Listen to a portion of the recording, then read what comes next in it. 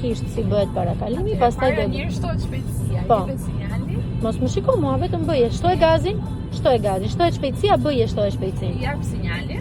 Jep sinjalin, pret, po. Shikon pasqyrën Nëse ka makina. dhe i fundit mbasi e vazhdon shpejtësinë, vazhdoj shpejtësinë. Po. Vazhdoj shpejtësinë, se si del do të para me 60. Është 80 shpejtësia këtu.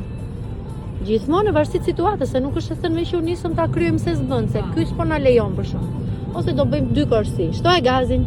Bravo, 1 korsi, mbaruam. Vazhdoj gazin, 2. Shtoj gazin. Këtu duhet jesh shumë më shpejt se në mes. Kjo më krijon atë, domethënë që duhet jem shpejt. Po, shtoj gazin, nëse ti nuk e përballon dot më këtë shpejtësi, kalon prapë në korsinë e mezit. Jep sinjal djathtas, liroje korsinë po me të njëjtën shpejtësi. Domethënë liroje shpejt. Po, jo, nuk duhet ta ulësh. E liron shpejt korsinë, pastaj e ul këtu. Pra në çdo rast, në kohën që je në manovër të ndrrimit të korsive, qoftë kur kalon tek e shpejtësisë, qoftë kur kthehesh te tjetra, bëhet me një farë shpejtësie, se në fillim që të vesh andej duhet jesh me ritmin e atyre, pastaj që të ikësh nga andej duhet ta lirosh korsinë po me ritmin e atyre. Do na ndodh në një rast ne që do i bëjnë parakalimin në mënyrë të ngadaltë dhe do e shikosh sa do na stresoj. Më ktheu. Të ktheu makina. Smart.